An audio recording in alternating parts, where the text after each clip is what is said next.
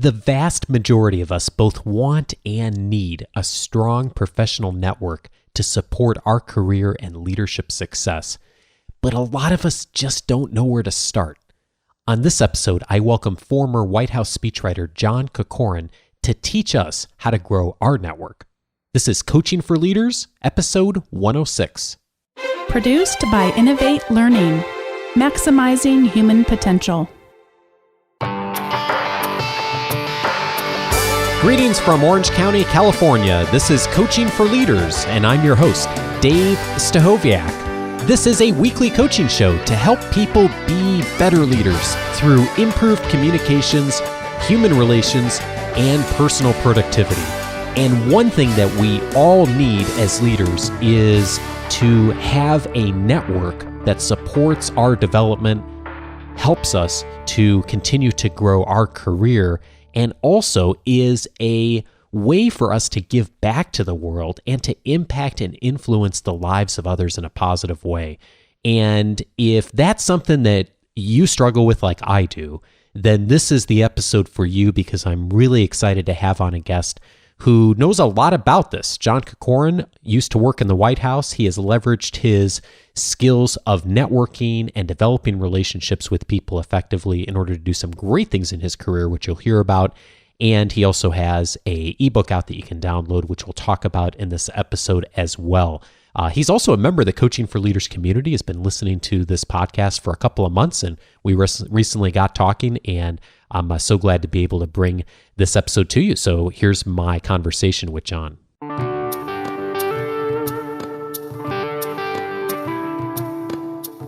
I'm really excited to welcome my guest this week, John Corcoran.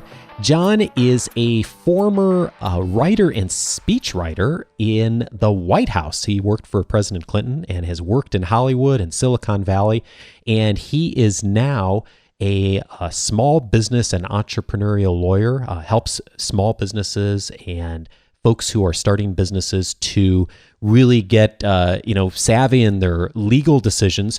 But he also has a fantastic skill set around helping people to network. And in fact, that's one of the reasons that he got hired by the White House and has had a fabulous career of doing some great things, not only in the business world, but politically. And he's recently put out a book, How to Create Your Personal Networking Plan. And John and I got connected because he's actually been a member of the Coaching for Leaders community for a while, and we just got connected in the last week or two. And I was really impressed with his book, and we decided to have him come on the show and share some of his wisdom with us. John, welcome to Coaching for Leaders.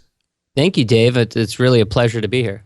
Well, hey, I'm really excited to have you, and I don't think I probably did you justice here on the interview. I'd really like to hear a little bit more about your background before we jump into to talking about networking, because you just have a really fascinating background. I mean, tell us, how'd you end up getting to work at the White House? That's pretty cool. Yeah, it's kind of an unusual background, I guess, from working in politics to now my current role as an attorney and working with entrepreneurs and small business owners. But, basically it was one of those things, I look back on it now. So I did an internship in the White House internship program during the Clinton administration. It was actually the fall of 1997, which was before White House intern had kind of a derogatory connotation, so to speak. Yeah.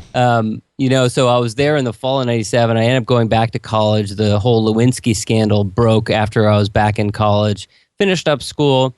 And, I had this idea of I wanted to go back and work in the White House, but, there are, I think maybe 1,000 people that do internships during the year, and very few of them actually get jobs afterwards. So it took a lot of effort of keeping in touch with speechwriters and people who work there and people in DC.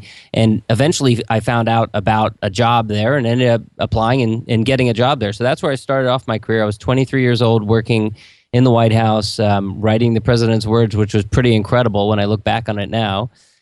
Pretty amazing experience. And they don't pay you very much because a lot of people want to do those jobs. But it was a great way to start off my career and gave me a lot of confidence going forward to do lots of interesting things after that. That's awesome. I love in your book how you contrast that story with a story from your childhood, and you talk about your dad in the front of your book. I was wondering if you could share that story with us and that experience and part of what got you motivated to be thinking about a person who values networking. Sure, yeah. So my dad had kind of an unusual profession growing up. My dad was a TV news reporter. So he did like movie reviews and entertainment reviews. And, there aren't a lot of local TV news critics anymore. That's pretty much what he was. But back then, there were basically three in any city. There was the three networks, and each had local news anchors, and they had a TV critic. And the TV news business is a very fickle business, so they'd get new news directors from time to time, and they'd kind of clear house, and that mean my dad would be out of a job, and we'd have to get a new one somewhere. And so we multiple times during my childhood growing up, he lost his job. And it meant we had to move, and it often meant we had to move 3,000 miles away. We moved from Washington, D.C. to Los Angeles to Massachusetts, back to Los Angeles every couple of years. Oh, wow. And my dad was actually an Air Force brat, so to him it wasn't that big a deal. Every 3 years is not as bad as every year. But it taught me that it really, when my dad was losing his job, I just like desperately wanted him to just go out and get a job because we had to, cut back, and it was very painful for our family. But it was very difficult because he couldn't just get any job. And so as a result of that, I think I realized at a young age the importance of developing relationships and nurturing relationship with people and having a really strong network so that you don't have to worry as much when it comes to a career or a business, because those relationships really are incredibly important when it comes to career and business. So that's kind of how I came about to learning the importance of developing relationships. You mentioned in the book that you're the average of the 5 people you spend the most time with. Tell me more about that. Yeah, that's a Jim Rohn quote, and I love that quote because, if you really think about it, if everyone who's listening to this thinks about it right now, we all have goals, we all have dreams, we have places we want to go with our career or with our business. And oftentimes we have this personal network around us, people we spend time with, people who we nurture relationships with, who aren't really going to help us on that journey. And it's really kind of a wasted opportunity or a waste of time if you have a network like that. I mean, I compare it to sometimes it's like taking the phone book, turning it upside down, just throwing a bunch of names down on the ground, and that's what our network looks like. Instead of actually going out there and proactively creating a network of people that we spend time with, that we nurture relationships with, who are going to help us in our career, help us in our business, help us to develop it. I give an example of Steve Jobs. When Steve Jobs was building Apple in the mid-'70s, he didn't just rely on family and friends, people who weren't in the computer industry. He actually went out and nurtured relationships with people who were in the computer industry, who were computer hobbyists, who owned computer stores, software engineers, those types of people who were going to help him grow Apple into the huge company that it is today. And so I think everyone ought to think about that. How can I go out and surround myself with other people who are going to help me to further my career or move my business along? Yeah, it's really interesting how people sometimes believe that just going out and meeting more people is the ticket to success. And I think what you're saying is that being intentional about thinking through who you want to make those connections with before you even go out there and start to make those connections is really an important thing to do. Yeah, absolutely. And we don't always know who the people are going to be, but here's a very simple thing that all your listeners can do is just start by taking out a pencil, pad of paper, and a pencil, and writing down 50 people who you want to develop a conversation with. I call it a conversations list because really you want to just continue a conversation with them. And some might be family or friends. Some might be clients or customers. Some might be people that you went to college with. Some might be people you don't even know yet, people who you'd like to meet, people who are active in your industry, CEOs, heads of departments, whatever it is. But put down that list of 50 people and then commit yourself to developing and deepening relationships with those people. And I guarantee you, if you focus your energy in that direction, you'll be a lot more intentional and you'll find a lot more success than just continuing to do the type of networking that most of us do, which is really kind of random and haphazard. It's a lot better to be intentional about what it is you're doing. And I'm sure we're going to talk about this, but it's not about going out there and being selfish and thinking, what can I get from all these people? Because what I advocate, what Dale Carnegie advocates, what you advocate, is really to go out there and to help other people, to put your helping hand forward first, but to be intentional about it and to make sure that it's the right group of people that are going to help you move in the direction you want to go. Yeah, that's one of the things I really like about your book is that you really challenge people at the beginning to have that right mindset. It's not just jumping in and doing it, but to really spend some time thinking about it. And you do challenge people, kind of that first step, to have that right mindset up front.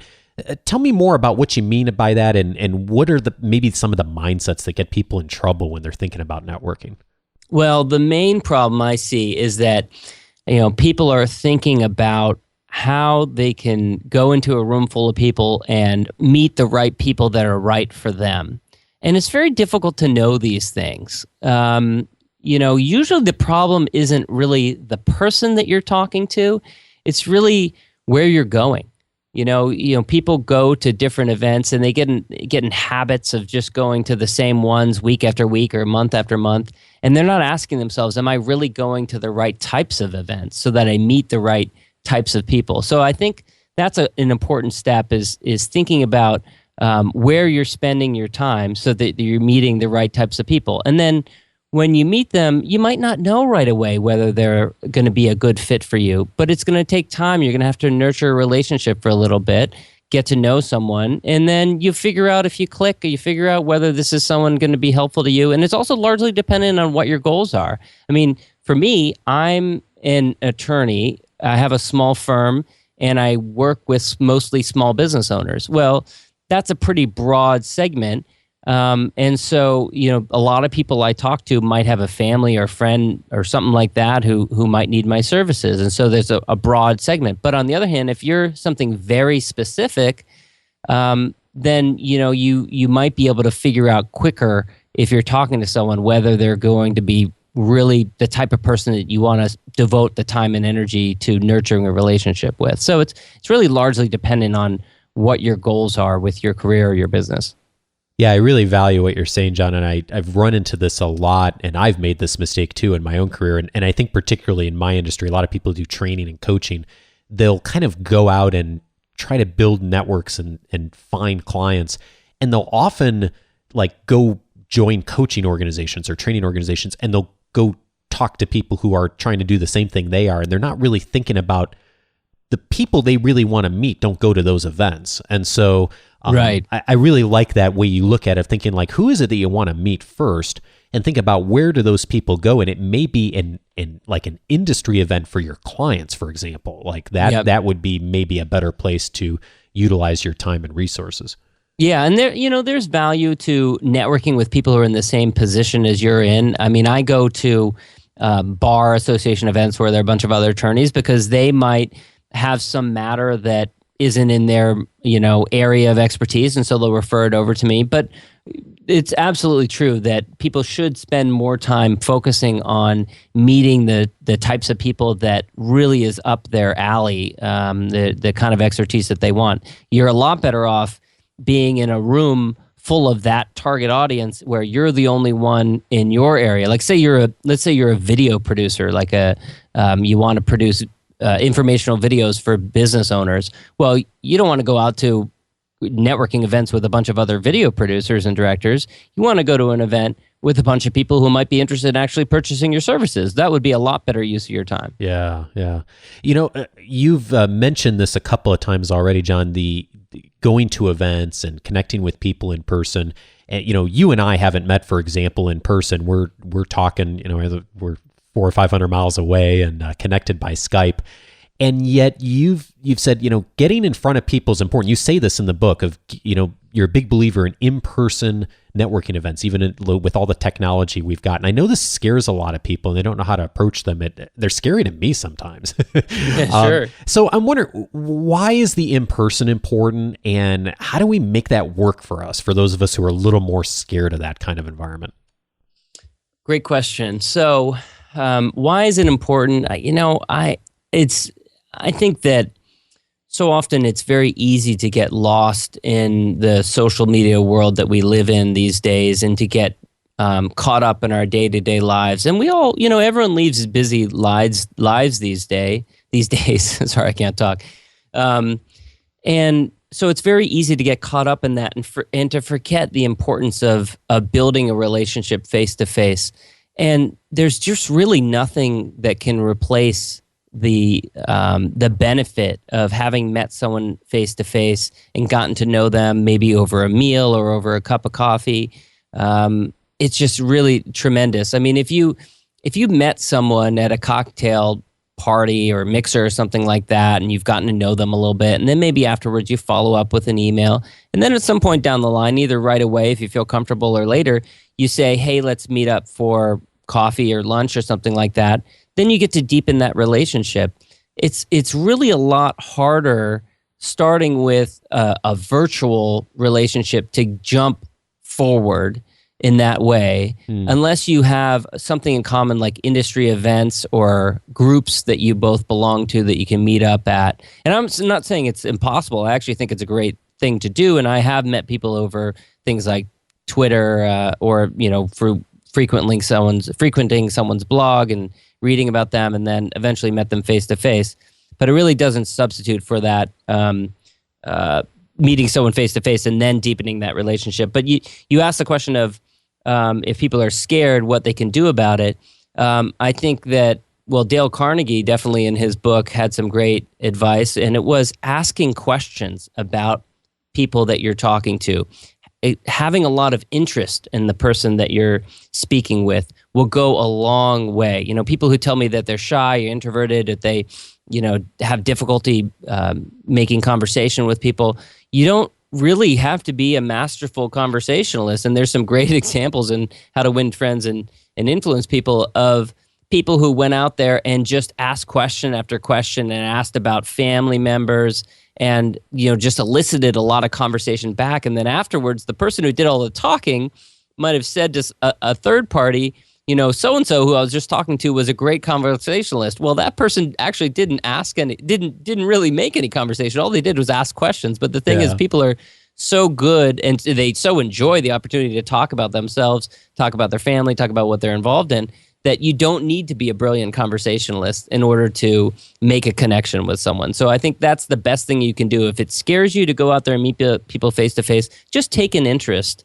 in people that you're talking to and just ask questions about their life. And you don't need to be a great conversationalist. Yeah, and actually a lot of time it's better if you're not, if you really do take the time to lead with just asking questions and finding out a person. I love just being curious when I go to an event like that. That's the one thing that kind of gets me in, gets over my confidence challenges that I have with it, is like, I'm just going to go be like Curious George and just see where people's stories came from and how they ended up here and, what kind of work that they do. And if I know when I approach it from that standpoint, it's just so much more fun.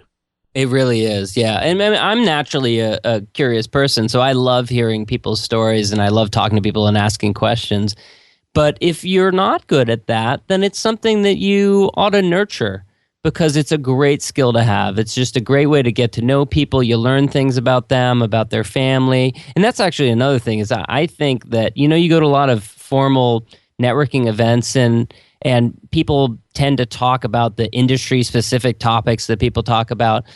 It's so much better if you can break through that and get into talking with someone about something they're really passionate about, asking them about their family within context. I mean, you want to be careful to bring it up. You don't want to be a weirdo who just brings it out of context. But if you bring it up and you can start asking them questions, the best and the most meaningful relationships that I've had are where I get past the, normal talk that everyone talks about, industry-specific type of stuff, and then get into finding out, your daughter's applying to college next year. Oh, that's really interesting. Where is she applying? What is she looking at? Oh, she's looking to apply in Massachusetts. Well, I used to live in Massachusetts. Let's talk about Massachusetts. And then you have this conversation. And no matter high a level that people have risen to, they could be titans of industry. People always have passion for their individual family members and their hobbies. And if I've had the most normal conversations with governors and senators and presidents about just completely normal things. And it works all the way up, all the way down. Doesn't matter what strata of life you're in. If you just have a normal conversation with someone and you bond with them over their family or a hobby, it's a lot better way to get to know them. I just back up what you're saying 100%, John, because when we teach in been a Dale Carnegie course instructor for years, and you mentioned Dale Carnegie a few times, we teach a process in that first part of the class of how to introduce yourself to someone. And it's always, the vast majority of it is the personal and making those personal connections. And isn't it amazing? Like as soon as you find something in common with someone, or you find out like they grew up near the same place, or someone's looking at a college where you live, like all of a sudden then it's not work anymore. It's just fun. And you get to have this great conversation, and it's not hard anymore. Oh yeah, I love that. That's the best when you can have a breakthrough, especially if you're a little nervous talking to the person. Let's say that this is someone who's really successful, or someone who it would be valuable to you to have a good relationship with this person. Maybe they'll become a customer of yours one day, or maybe they have the potential to refer a lot of business to you or offer you a job or something like that. Those are the types of conversations that can be very difficult to have. But if you can break through, as you said, and if you find out that you have something in common that's not of a work nature, it can become a very normal conversation. Just a quick little anecdote. My last, when I was leaving the White House, one of the things they do for former employees that's kind of cool is they invite you down to the Oval Office to watch the president record the radio address that presidents have done for 100 years or so. And so there's this group of family and friends and employees who are departing, all gathered in the Oval Office, like 100 people or something. And I'd gotten a tip from a friend who worked in close to the president, who said that he was President Clinton was a big fan of Westerns, old Westerns. Oh, interesting. Sorry? Interesting. Yeah, and so he had, and he'd just gotten a DVD player not that recently. This is back in 2000. And so he's building up his DVD collection. So we planned in advance to bring with us copies of a couple of Westerns that I had, through a source, had been told that he didn't have copies of these Westerns. So we wrapped them. We just put a bow around it so he didn't have to unwrap it. And then we brought that up and we handed it to him when we got up there. As a result, it was like a photo line, and usually everyone got like 30 seconds, big, quick question, big picture, quick picture, and then go off. Instead, we had a couple of minutes and a really nice conversation. My dad was there. He ended up having most of the conversation because he was a former movie critic. Oh, so wow. They talked about all these old Westerns and everything. It was just the most normal conversation ever, only it was in the Oval Office with the leader of the free world. Yeah. So, it's great to do things like that. If you can just break down the barriers and have a normal conversation, if the leader of the free world can have a conversation in the Oval Office about Westerns, then you can certainly do it at some kind of networking mixer about whatever it is, you're passionate about. And that's awesome that your dad was there too. And like that whole story from your childhood kind of comes full circle, and that ends up being like a really cool moment, I'll have to put that in the second edition of the book. I don't tell that story very often. I don't think I've ever told it on a podcast, actually. Yeah, that's awesome. John, in my experience, a lot of like the smartest people build a network before they need it. So how can we, most of the people who listen to this show and are in this community, our people are really thinking intentional about their influence in the world, their development. What's the best way to design a sustainable system for growing our network, as opposed to just thinking about it, when we need a job or something like that? Wow, that's a great question. How's that? That's like a 4-hour answer, right? I know, probably. sustainable. It was the sustainable part that really caught me there. Yeah, sorry, I have a way of being like that. Download my book. That would be the... yeah, there you go. Exactly. Smartbusinessrevolution.com. Okay, we're done. That's it. Yeah. It starts with, have you ever gotten an email from someone that you haven't heard from in months or years, and they, suddenly they email you out of the blue and it's, oh, hey, I just got laid off. How you doing? Can we meet for coffee? Yep. My heart goes out to people getting laid off, but I also kind of feel like, well, where you been all this time? Here you are coming around and you want me to spend an hour out of my day to go down and do what I can to help you, but you haven't done anything for me for the longest time, and you just don't ever want to be in that position. And, another story I included in the book was a story about, a business broker who I know who called and sent me an email. This was a while ago, saying he was calling and emailing just to see if there were any of my clients who needed his services as a business broker. It was basically him just calling to see if I could refer any clients to him. I hadn't heard from the guy in about a year or so. I get messages like that too. Yeah, and and it would have been so much easier for him to just call for some other excuse, to offer something, as even if it was kind of a slightly veiled excuse for contacting me. It just would have made me feel so much better about it. And then I contrast that story to another person, a lawyer in my community here, who right around the same time contacted me and said he was contacting me because he had been working, or he'd been down at this little entrepreneurship center that had started recently, and they were interested in having someone speak on a topic, but he didn't feel comfortable talking about it. So he wanted to know if the two of us could team up, if he could recommend me and we could speak together. And that was so much more powerful because it was like, hey, that's something that I'm really interested in. It was so nice of him. And then, of course, he got around to talking about the real excuse that he'd called, which was he's actually running for city council, and he wanted to invite me to his campaign launch party, which was, I'm sure, the main reason he was calling, but he didn't start off with that, which would have been a lot more, it would have made me feel a lot more like he was using me. So I think to answer your question about building a sustainable network, it starts with providing value to other people and helping people and developing and nurturing relationships with people long before, as you said, long before it comes time to ask someone for something. And then when it does come time that you need to ask someone for something, you want to ask them for a favor or something, they don't feel like they're being used. That's what you don't want, is you don't want them to feel like they're being used and that you're just there to get something out of them, because that's that's really the worst feeling to have, to put people in. And then they just don't feel like helping you. Yeah, great stuff. And we were joking about downloading the book, but in seriousness, I mean, there's so much great content here. So I really encourage people to go check that out. And, John, we can't have a conversation about networking these days without saying something about social media. And, we've talked about that a little bit on the show. We've talked about Google Plus before and LinkedIn. I still hear a lot of people making comments like, well, things like Twitter are worthless. I don't care what you had for breakfast. Why is social media valuable? And at the same time, how do we keep it from like taking over our lives and surfing Facebook all day long too?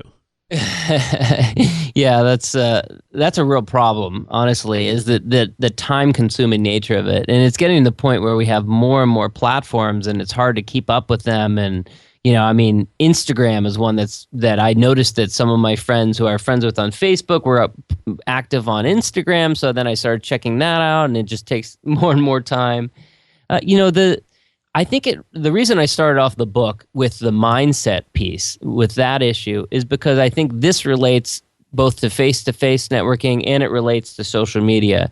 And it's about coming out into the world and offering what you can offer and helping other people first, and not thinking about telling other people what you had for breakfast, but helping other people. So the general advice that I give people about social media is you can spend 15 minutes a day, that's it, on social media, be it LinkedIn or Facebook or Twitter or whatever your choice is.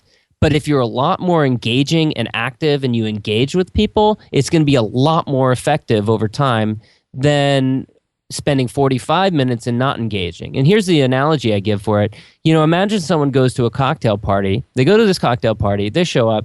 They walk around. They're circling the room. They get a drink. They haven't talked to anyone yet. They're circling the room. They spend a half an hour doing that, circling the room. Everyone else in the cocktail party who's talking to one another is maybe looking at this person thinking, who's that guy? Who is that? And then they just leave, okay? That's what people do on social media, especially on Facebook. They'll spend a half an hour going through everyone's vacation photos, looking at different things, but they don't engage. They don't comment. They don't like things. They don't send messages. Rather than doing that, what's a lot more effective strategy is to engage with people. If someone posts a picture from their vacation, they're doing it because they want to get engagement, because they're sitting at a job they might be bored at, and they want to engage with some of their family and friends that they aren't getting where they are. And you know that feeling when you post something on Facebook and no one comments on it? It feels pretty crappy, right? So, if you spend some time on Facebook, just do it a lot more actively and engaging. And it goes the same for LinkedIn and Twitter and any social media platform that you're involved on. And another big one, this is another one that I like to look out for, is anyone who's looking for help. If they're reaching out for help and asking a question, recommendation, anything like that, that's a huge opportunity. And sometimes I will go out of my way. I'll see someone ask a question, especially if it's someone I want to develop a relationship with, and I'll go do a little bit of research. And then I'll come back and respond right there on that platform, or I'll send them an email directly. And imagine the impression that makes. It really makes a tremendous impression. And so that's really where the opportunity lies. It's not in trading what you had for breakfast. The opportunity is listening, engaging, and then following through on that. The engagement is so key. It's so easy to be passive on stuff like that, especially with the online things. And I know just this past year, I've challenged myself, John, with like Twitter has this little button you can hit to favorite people's tweets. And I just decided one day, I don't know, I'm like, why am I like being stingy with this? Like every time I see a tweet that I like, I should just favorite it. And I do it like you don't pay anything for them. So I'm like, I start doing it. And it's amazing like how much more engaged I am with the people that I follow and vice versa.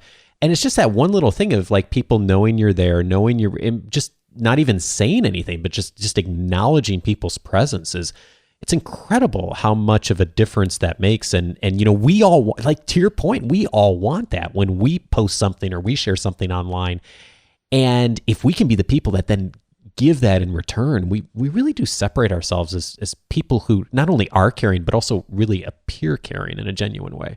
Yeah, it's so funny you mentioned the favorite button on Twitter, because I didn't do that for a long time. I still don't do it very much. I just didn't really know what the point of it was. I'll retweet things frequently. Yeah. But I really should get in more of the habit of it. But it's really it's like the like button on Facebook, which I've forced myself to become a lot less stingy with that, and just like things frequently. And some people worry about every different thing when it comes to social media. They worry that their other friends are going to see that they're liking something, or they worry that their other friends are going to read their comments. Well, who cares? I mean, if it starts with you just being yourself and acting and behaving in the way that you would if you were surrounded by a group of your friends and you were talking to one of them one-on-one, but the other ones were standing nearby and they could be listening, they could have one ear open to what it is you're saying. If you just behave in that manner, then there's nothing wrong with being active and engaging with other people on social media. Awesome. I love it. Hey, I know you're expecting a little one in February, as are we, and you have a little one at home already. I'm curious, with all you've done in your career and the successes you've had, how has being a dad changed your perspective on some of this stuff and networking and building relationships with people? That's a great question, and one I've never been asked before. I think number one for me, it's wanting to hone in on what is most effective, because you don't want to waste your time when you're at work. A friend of mine just had a baby about 6 weeks ago now, a good friend of mine, and he was a real workaholic before. And I told him, when the baby comes, you're going to want to come home at the end of the day. You're not going to want to work late. And he's starting to experience that now. And so I've been experiencing that. I'm sure you have for the last couple of years. It just makes you want to come home and go play with your kid. But the other thing that's happening more and more as I get older is I want to set a good example for my son. That's really important to me, is setting a good example and living a life that's intentional and that is in line with my values and really walking the walk rather than just talking the talk. And so part of the reason that you and I talked about this offline before we started the interview, part of the reason that I've started talking with people about networking, even though my day job is being a lawyer, is because I got great feedback from people. People would say to me, you're really good at that. I want to know more about it. Will you tell me more about it? And at first it worried me because I didn't want to mix messages, and I definitely got some weird feedback from other attorneys who'd said, "What are you doing? Why are you talking about networking when you're a lawyer?" And I just put that aside and I said, it provides value to people out in the world, and it sets a good example for my son. I'm living the life that I would like to live. I'm putting value out into the world, which I would like him to do one day. And therefore, I'll continue doing it. And so that really, becoming a parent and having a second one on the way, which you and I are just totally excited about that, that's really how it's affected me. Awesome. So people have got to get your book if they're interested in what they've heard today, and this has been valuable to you, because there's a whole bunch more in here. I mean, we just don't have the time to cover everything. I wish we did. So, John, tell us the best way for folks to get the book and get connected with you if they'd like. Oh, thank you so much, David. This is really a pleasure. You ask such intelligent questions. I really enjoy talking with you. So what I'll do after I'm done here is I'll just set up a little welcome page for all your listeners. So if they want to go to, we'll call it smartbusinessrevolution.com/coaching for leaders. And maybe you can throw that up in the show notes if you like. Oh, yeah, for sure. Yeah, and I'll just set up a page there, and then they can just go to that page and download my ebook. And I'd love it if more people read it. We've already been getting a tremendous result. A lot of people downloading it and getting good feedback, and people emailing me and saying that they really appreciate it. And so, the part of the reason that I find this really valuable is I find that if more people will approach networking, building a personal network, whatever you want to call it, if they'll approach it with an attitude of, I'm going to go out there and I'm going to just spread my value in the world. I'm going to see how I can help other people in any possible way, whether it's related to my career, whether it's a restaurant recommendation, whether it's helping someone's kid decide on how, what college they want to go to, whatever it is. If more people go out there and have that attitude and approach networking with that philosophy, then the world will be a better place. And so that's really why I'm passionate about talking about this now. Hey, that's awesome. Thanks so much for setting up that page as a resource for folks. I'll definitely include that on the show notes, so definitely check those out. And I hope you connect with John, because as you can tell, he's got some great stuff going on. John, I really appreciate you taking the time to be here and taking time out of your schedule to be a value to us. And thanks for being part of the Coaching for Leaders community. I'm thrilled you're a member and have joined us. My pleasure, Dave. Thank you so much. John Corcoran is the author of How to Create Your Personal Networking Plan. You can check it out at the link at the show notes.